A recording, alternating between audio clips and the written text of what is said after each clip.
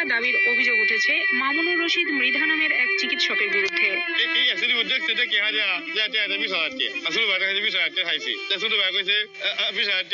সংঘর্ষে আহত হয়ে কিশোরগঞ্জে 250 শয্যা জেনারেল হাসপাতালের জরুরি বিভাগে চিকিৎসা সেবা নিতে গেলে অভিযুক্ত চিকিৎসক মামুনুর রশিদ মৃধা চিকিৎসা ফি বাবদ রোগী মুজিবুর রহমানের কাছে 20,000 টাকা দাবি করেন।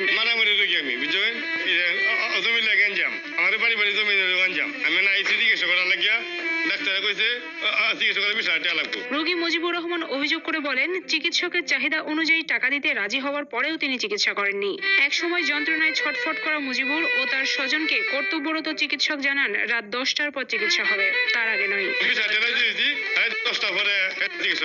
রোগী মুজিবুর রহমানের ভাই হোসেন মিয়ার অভিযোগ, অনেক অনুরোধ করে 15,000 টাকা দিতে চাইলে অভিযুক্ত চিকিৎসক 1 টাকা কমেও চিকিৎসা করবেন না বলে সাফ জানিয়ে দেয়। রোগীর অবস্থা আশঙ্কাজনক দেখে পুরো